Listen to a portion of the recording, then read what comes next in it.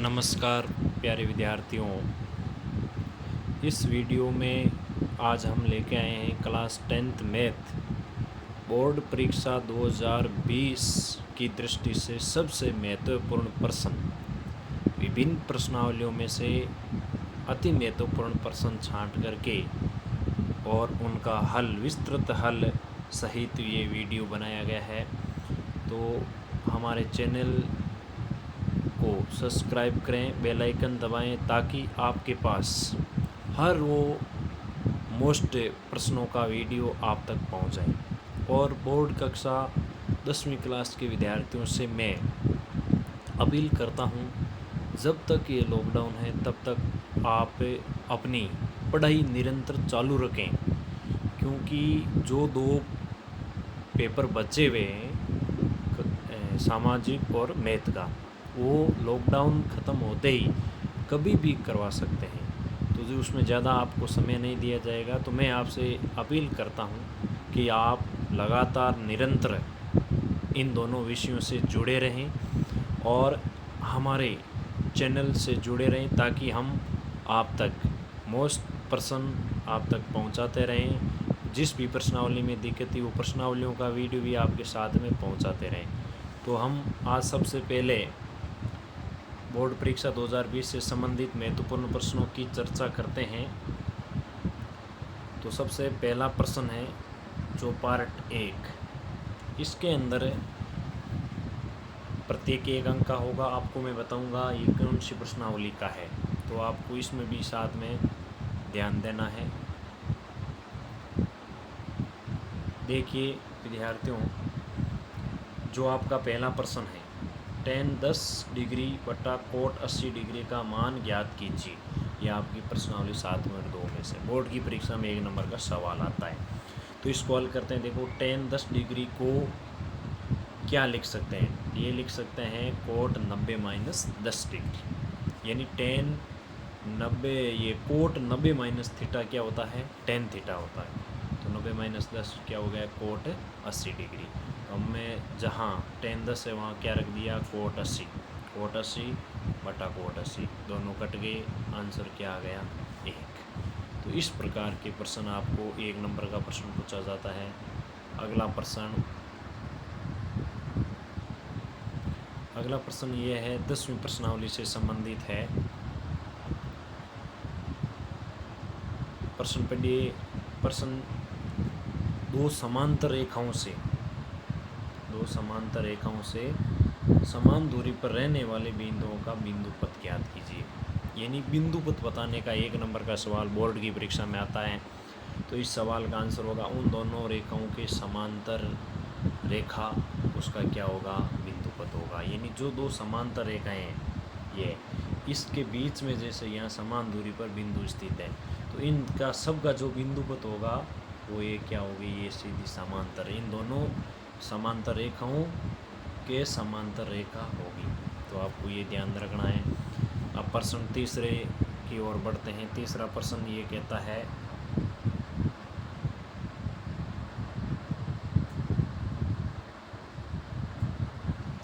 तो तीसरे प्रश्न की ओर बढ़ते हैं। तीसरा प्रश्न ये कह रहा है आपको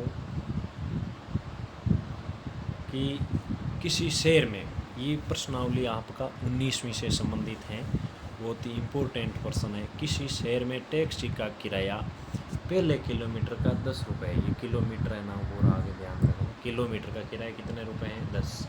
और उसके बाद में प्रत्येक किलोमीटर का किराया है 6 रुपये। यदि तय की गई टोटल दूरी x किलोमीटर है और किराया y रुपये है टोटल, तो इसको समीकरण के रूप में व्यक्त करना है। तो सबसे पहले आपको मानेंगे पहला किलोमीटर का किराया 10 रुपये दिया गया, लिख दिया। इन पहले किलोमीटर का किराया कितना लिख दिया? 10 रुपये। अगले के प्रत्येक किलोमीटर का किराया कितना होगा? 6 रुपये होगा। कुल दूरी आपकी कितनी है? x किलोमीटर, और कुल किराया कितना है? y रुपये। तो इसको समीकरण को लिखेंगे तो हमने टोटल y रुपये बराबर लिख दिया।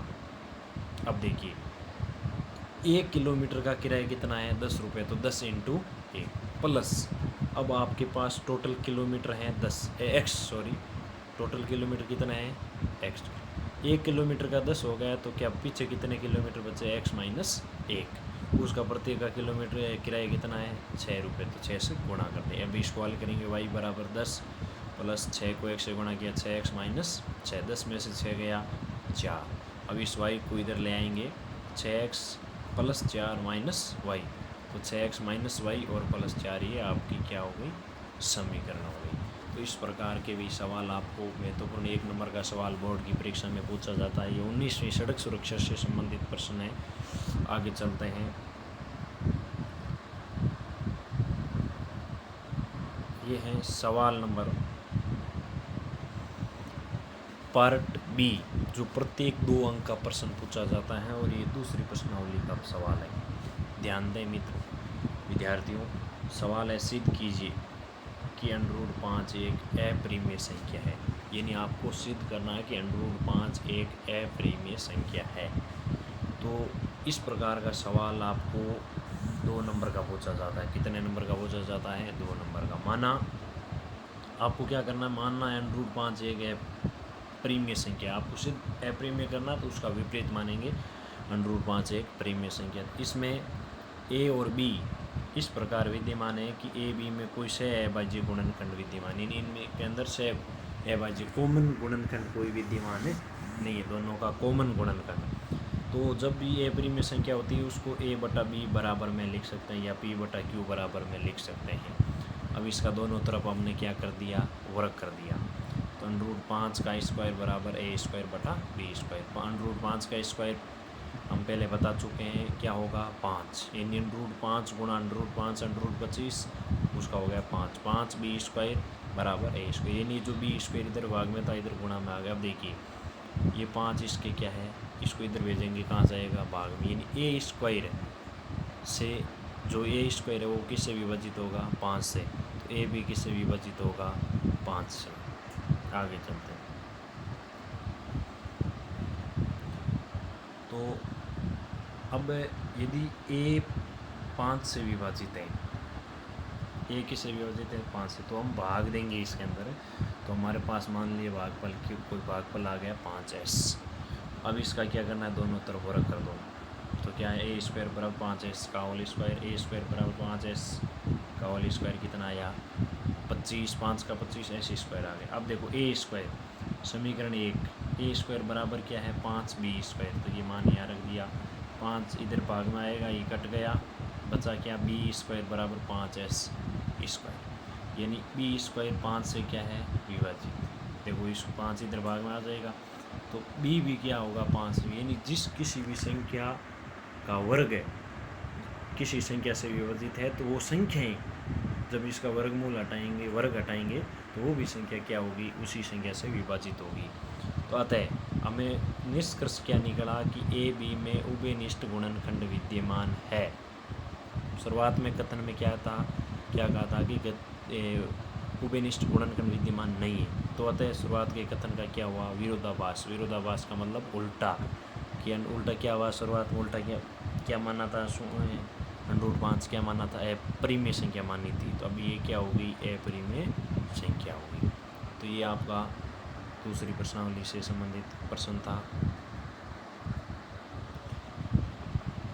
प्रश्न संख्या 5 देखिए, प्रश्न 5 क्या कहता है कि एक 10 सेंटीमीटर त्रिज्या वाले, ये बाहरी प्रश्नावली का सवाल है ध्यान देना, एक 10 सेंटीमीटर त्रिज्या वाले वृत्त, ये वृत्त बना दिया 10 सेंटीमीटर की त्रिज्या आपको चित्र के सामने दिख रही है, ये त्रिज्या है। केंद्र से 6 सेंटीमीटर, केंद्र ये रहा, इससे 6 सेंटीमीटर की दूरी पर एक जीवा स्थित है। अब आपको जीवा की लंबाई ज्ञात करनी, तो आपको ज्ञात करना है ए बी का मान। पहले सबसे पहले क्या होता है, जो जीव दी हुई है उसका मान लिखो, फिर क्या लिखेंगे ज्ञात क्या करना जिस हमें ध्यान में रहे। अब देखो ए बी बराबर 2 गुणा ए एम, ये टोटल ए बी है, ये हुआ ए एम, यानी इसको दुगुना होता है। ये क्यों होता है उसका भी कारण में नहीं है, पूरा नोट किया है, क्योंकि केंद्र से जीवा ये परम है, केंद्र से जीवा पर डालना गया लंब जीवा को क्या करता है समद्विभाजित करता है, इन जीवा को बराबर भागों में बांटता है, यानी ये भाग और ये भाग दोनों क्या होंगे बराबर। ए एम बराबर क्या होगा बी एम, तो ए बी को हम क्या लिख सकते हैं ए एम का दुगुना। अब त्रिभुज लेना आपको ए ओ एम से, कौन सा त्रिभुज लेना है ए ओ एम से। क्या होगा, ये आपका समकोण त्रिभुज है, कर्ण स्क्वायर बराबर आधार स्क्वायर प्लस लंब स्क्वायर, कर्ण A O square plus A M square plus O M square. तो ए ओ इन 10 का स्क्वायर, ए एम स्क्वायर और ओ एम का मान कितना है 6 का स्क्वायर। 10 का स्क्वायर कितना हुआ 100, ये देखो 6 का स्क्वायर 36, 36 को इधर भेज दिया, 100 माइनस 36 बराबर ए एम स्क्वायर आ गया।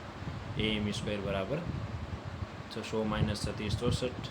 तो ए एम का मान 64 का वर्गमूल निकालेंगे कितना आया 8। अब ये जीवा की लंबाई अभी तक नहीं आई। जीवा की लंबाई क्या होगी, दुगुना होगा इसका, क्योंकि केंद्र से जीवा पर डाला गया लंब जीवा को क्या करता है समद्विभाजित करते हैं। 2 गुणा 8 कितना हो गया 16। तो जीवा की लंबाई कितनी होगी 16। अब पार्ट सी, जो 3 नंबर का सवाल बोर्ड की परीक्षा में आपको पूछा जाता है। ये सवाल आपका है 16वीं प्रश्नावली से संबंधित। प्रश्न क्या कहता है कि एक रोलर की लंबाई 2 मीटर और व्यास 1.4 मीटर है, तो ज्ञात करना है 5 चक्कर लगाने में रोलर कितना क्षेत्रफल समतल करेगा। अब इस प्रकार का रोलर होता है, गोलाकार ये बेलनाकार है। अब इसको हमने इस प्रकार कर दिया, क्योंकि खड़ा करेंगे बेलनाकार है, तो ये भी क्या है बेलनाकार आकृति है। तो इसमें आपको क्या करना है, सबसे पहले इस बेलन का वक्र पृष्ठीय क्षेत्रफल ज्ञात कर लेंगे। तो एक चक्कर लगाने में उतनी ही दूरी तय करेगा। तो हमने क्या किया, सबसे पहले रोलर की लंबाई आपको दी गई है 2 मीटर, व्यास दिया गया 1.4 मीटर, त्रिज्या आपको पता है व्यास का क्या होता है आधा। तो 1.4 में 2 का भाग लगा 0.7। अब आपको बेलन एक चक्कर लगाने में जितना क्षेत्रफल तय करेगा वो हो जाएगा आपका एक चक्कर बेलन का वक्र पृष्ठीय क्षेत्रफल। और बेलन का वक्र पृष्ठीय क्षेत्रफल का सूत्र आप जानते हैं क्या होता है 2πr h। 2 × y/7 0.7 × 2। इनको ऊपर वाले सब को गुणा किया 61.6/7, तो 8.8 मीटर स्क्वायर। एक चक्कर लगाएगा तो 8.8 मीटर स्क्वायर क्षेत्रफल को क्या करेगा समतल करेगा। अब देखिए 5 चक्कर लगाने में, एक चक्कर में 8.8 है, 5 में क्या करेंगे 5 से गुणा कर देंगे तो कितना आएगा क्षेत्रफल 44 मीटर स्क्वायर।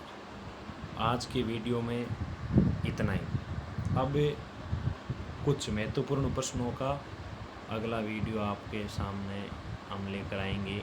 अगला वीडियो जिसमें जो